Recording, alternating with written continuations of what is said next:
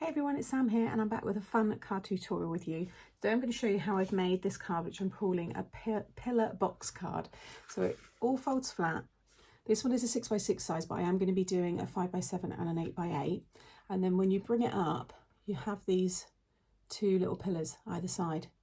You have all your space on the back there to be able to write your message. You can add some more mats and layers there.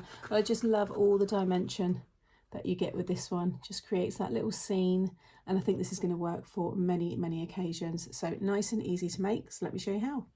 So people always ask for the products that I use. So this one is using the Shaun the Sheep collection. As I always say, if it's still available, you'll find it all linked in the description box below. There's the envelope as well. You can see that cute little paw print that was actually gifted to me, that wax seal, but I made that envelope so it all matches together. And then for today's card, I'm using the Chicken Run, Dawn of the Nugget. I haven't really played a lot with this, or it's been a while, so I thought I would stamp all of the lovely images here, so you can see each one. If anybody knows the names, pop them in the comments. That one and then that one. And I just use you can Google it, but I just use the ephemera to use as a colour reference. But you've got your washi stickers there as well, and then I've used the papers. So again, anything that's available will be linked below. I've also, probably in every video, I'm going to be using the sentiments from my big word set, and I've already got the hello there as well. Envelope again for this one's already done, so I've just got some farm themed stamps there, and I've used one of the washi stickers on the front, which work really well for your envelopes. So if you've got a lot of washi, I find I use mine most for decorating the envelopes. And again, I've got my Happy Mail wax seal on the back. Okay, so nice and easy. Like I said, I am going to be doing a separate 5x7 version and a separate 8x8 version. It's very easy to adapt.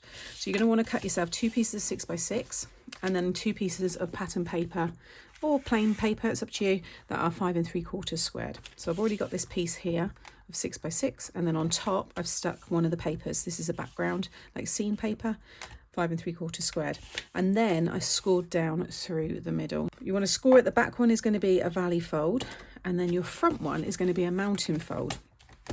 So I haven't scored this one yet, so I'm just going to score down through the middle. Already stuck the paper on, again that's in that paper pad. So this one is going to be a mountain, okay? But before you do that, you want to cut your aperture.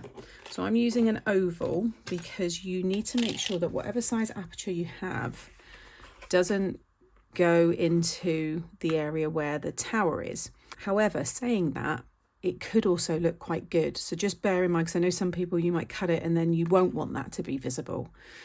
But in some cases it could look quite nice. Maybe if you did a big square cut on the front, you'd see more of the pillars. So it's something I might play around with for the other sizes once I share them. But I've kept mine so that the oval doesn't go, you can see just inside there, I've got about 1/4 of an inch before it hits that pillar. So the size of this oval, if you want to do something similar, is 3.5 by 4.5. For the width, I think 3.5 is perfect if you don't want to see the pillars. Obviously go bigger if you do. So I'm going to place this one down in the middle. Just want to make sure that I've got a even top there and the bottom, and then just going to use my ruler there. So 1.25, 1.25. Pretty happy with that. So I'm just going to take that down and run that through my machine. So that one's going to be a mountain. Like I said, that one's a valley, and we're going to stick them together with the pillars in between. You can see you get that nice scene popping through.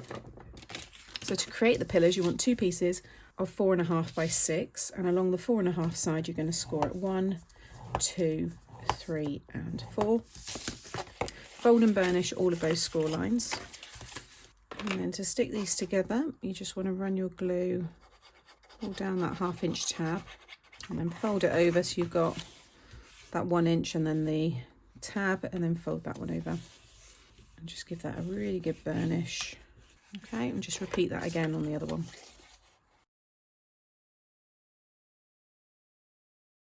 Okay, so now we can stick them in. So I'm going to stick them onto the back first. So just have the join at the back. You're going to stick one on that side and one on that side. You want to make sure it's flush with the bottom. If you're out at all on the top, you can always trim that and butt it right up to the outer edge there. So again, I'm just going to cover that section. And then just fold it all flat, just again Make sure it's all lined up, all the glue's spread out, and you know it's going to fold flat as well.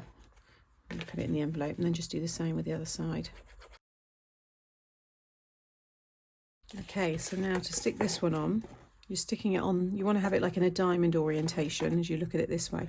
You're sticking it on that one next to it. So that will sit around like so, and then when you bring it right round, you'll have your box.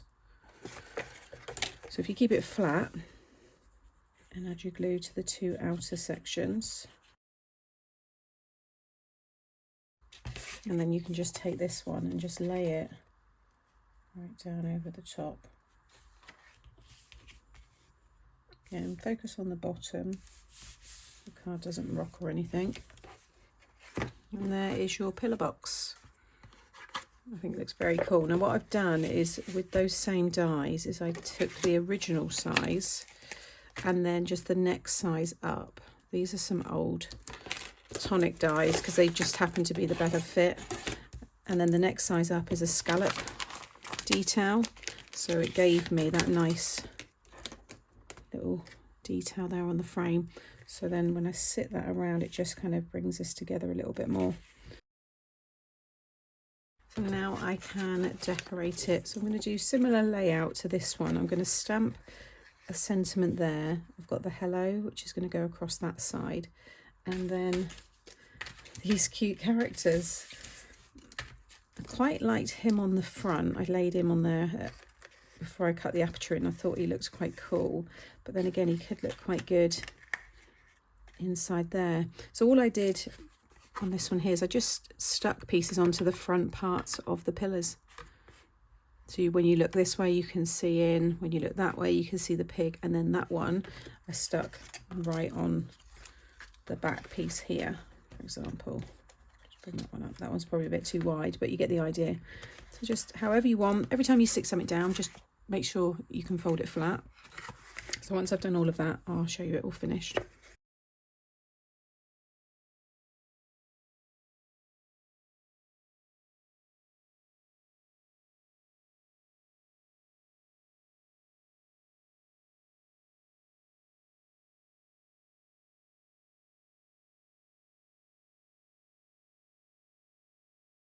So there's the finished card. I think it looks really fun. Hello, I was bored, so I made you this card.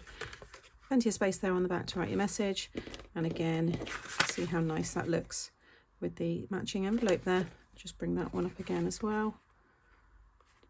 Just adding those pillars just completely transforms this style card. I think it's worked really well. So I hope you enjoy the 6x6 version.